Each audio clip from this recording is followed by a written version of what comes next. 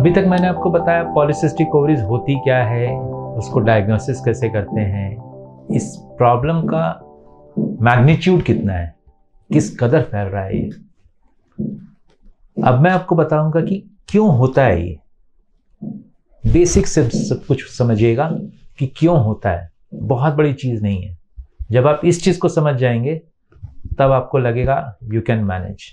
आप इससे मैनेज मतलब होने तक नहीं वेट करना है, आप इससे बच सकते हैं।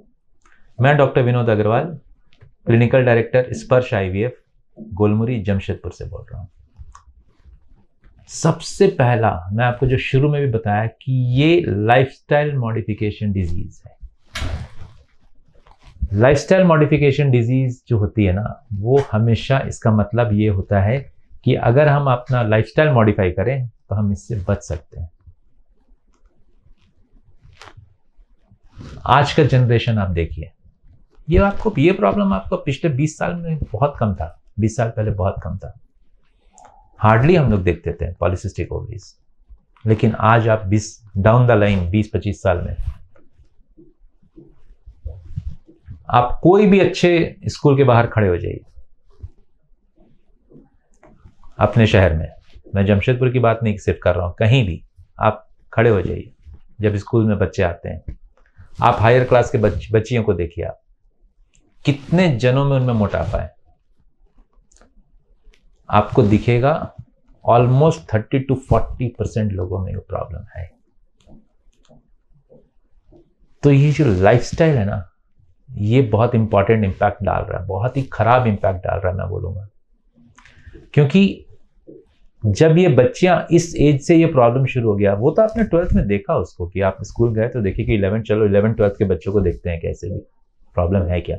लेकिन अगर वो उनके पेरेंट्स से अगर आप आगे चल के बात करते हैं या फिर उसको फॉलो करते हैं कि एज अ डॉक्टर कि ठीक है अगर कभी आया तो ठीक है, पेरेंट्स से बात किया तो बताएंगे आपको तो क्लास 6 में थी तब से ऐसे ही है।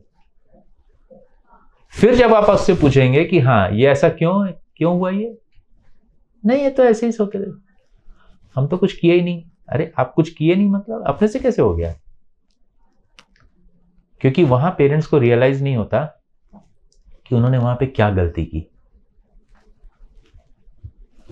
फूड हैबिट्स, ठीक है बच्चा है, चॉकलेट ठीक है खा लो, माँ बाप का प्यार भी तो उमड़ता है, तो वो भी इंपॉर्टेंट हो जाता है, लेकिन उसको कंट्रोल करना बहुत जरूरी है। ये एज अ पेरेंट आपको भी समझना होगा, मेरे को भी समझना होगा, सबको समझना होगा कि हेल्दी फूड जो है ना, आजकल बच्चे अवॉइड कर देते हैं। हेल्दी फूड मतलब क्या हुआ, कोई बहुत फैंसी फूड नहीं खरीदते हैं बाहर से, वो सुपरमार्केट से ला रहे हैं और वहां से ऑनलाइन ऑर्डर कर रहे हैं फूड के लिए। That is not healthy food. मैं तो कभी काउंट नहीं करता उसका हेल्दी फूड में। Packed foods my opinion can not be healthy. आप सिंपल सा लॉजिक लगा लो इस बारे में, कोई बहुत रॉकेट साइंस नहीं है इसमें। आपका घर में बना हुआ ताजा पौष्टिक खाना से हेल्दी क्या हो सकता है? कुछ नहीं हो सकता। आप उसको ड्राई कर रहे हैं, मैकेनिक वो वापस उसको पैक कर रहे हैं और आप बोल रहे कोई केमिकल नहीं है उसमें, कुछ नहीं है। ये हो सकता है क्या? मेरे को नहीं समझ, आई एम टोटली क्लूलेस कैसे हो सकता है ये। आप जो पैकेट में उसको पैक कर रहे हैं उसका तो केमिकल है, वो अपना असर तो डालेगा उस पर। तो हेल्दी फूड जो रहता है ना, वो बहुत इंपॉर्टेंट होता है। घर का cooked food, try to cook a food which is healthy plus tasty. बच्चों को ये बहुत जरूरी है। तो इसमें थोड़ा सा ऑल्टरेशन, एक ही दिन खिला खिला के बोर हो जाता है आदमी। तो लाइफस्टाइल मॉडिफिकेशन में पहला चीज फूड में आपने ध्यान नहीं दिया, तो वो फिर धीरे धीरे जंक फूड्स के तरफ चले गई बच्ची, वो आदत हो गया उस चीज का, और फिर वो खाने का जो पैटर्न है पूरा ही चेंज हो गया। वो घर में बनाने लग गए पिज्जा, राइट। तो उस चीज को ध्यान रखना। मैं नहीं बोल रहा आप उसको नहीं बनाइए, लेकिन you have to be very careful कि क्या यूज कर रहे हैं।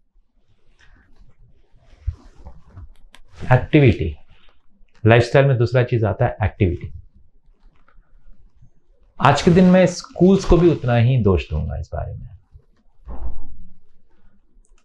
पहले स्कूल्स आप देखिए, आप स्कूल्स को रिकॉग्निशन नहीं मिलती थी। अगर आपके पास अच्छा प्लेग्राउंड नहीं है, आपकी स्पोर्ट्स एक्टिविटीज नहीं है, तो जो बोर्ड है आपका, whether it international board or say ICSE, I'm not naming particular board, but कोई भी बोर्ड है जिसका सर्टिफिकेशन है उसको बस नहीं मिलता था।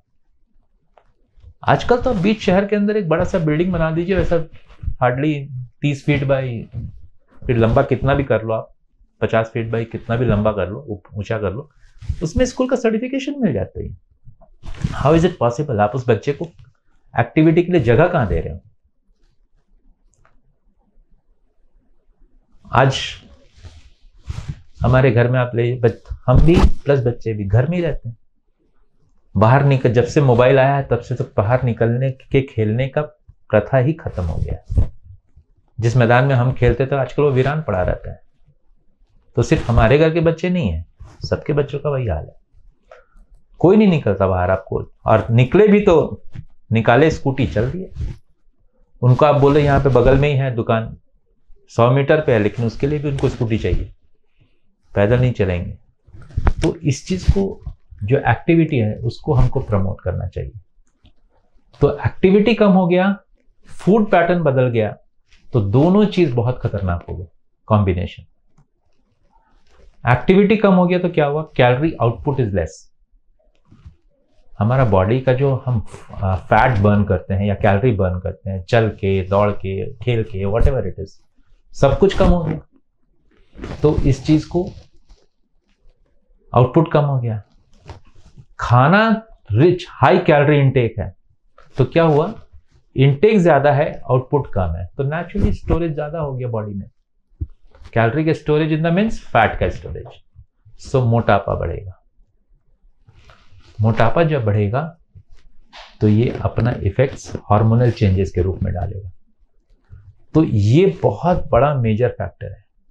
आप समझिए इस बात को कि ये एक विशियस साइकिल हो गया। क्या हुआ? लेस एक्टिविटी, ज्यादा खाना या अनहेल्दी खाना, हाई कैलोरी, मोटापा बढ़ा। मोटापा बढ़ा तो क्या हुआ? लेजीनेस आया। लेजीनेस आया तो आपका एक्टिविटी कम हो गया। तो ये यहां पे आके एक्टिविटी, जो लेस एक्टिविटी शुरू हुआ था, यहां पे आके आपका साइकिल कंप्लीट हो गया। तो ये पूरा साइकिल आपका बन गया, जो काफी खतरनाक साबित होगा उस बच्चे के लिए। जब ये मोटापा बढ़ता है ना, तो बॉडी में इंसुलिन का जो रेजिस्टेंस होता है वो बढ़ जाता है। मतलब इंसुलिन एक हार्मोन होती है हमारे बॉडी में।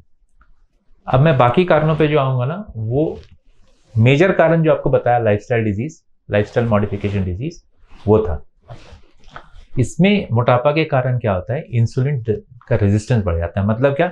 बॉडी में इंसुलिन है लेकिन वो काम नहीं कर रही, बॉडी रेजिस्ट कर रहा है उस इंसुलिन को, तो इंसुलिन रेजिस्टेंस बढ़ जाता है। इंसुलिन रेजिस्टेंस जब बढ़ जाएगा तो नेचुरली इंसुलिन का काम है, अगर आपने सुना होगा, शुगर के पेशेंट, डायबिटीज पेशेंट इंसुलिन लेते हैं। इंसुलिन का काम है आपका शुगर के लेवल को कम करना।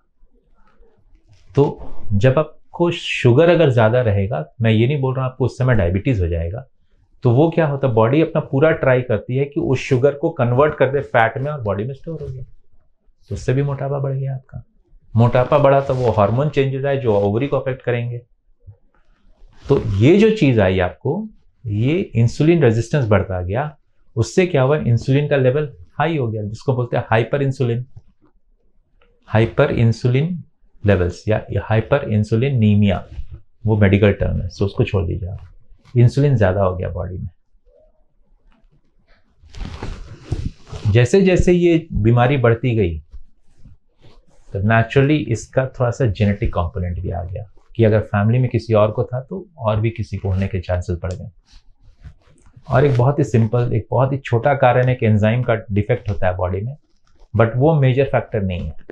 सबसे बड़ा फैक्टर है कि आपका लाइफस्टाइल। सो लाइफस्टाइल को बहुत करेक्शन करने की जरूरत है और फूड हैबिट्स उसमें बहुत इंपॉर्टेंट है। तो ये दोनों को ध्यान में रखिएगा, तब शायद आप इस बीमारी से कैसे बचेंगे ये अपने नेक्स्ट आगे वाले आने वाली वीडियो सीरीज में बताऊंगा। So keep watching my video, I will see you in my next video.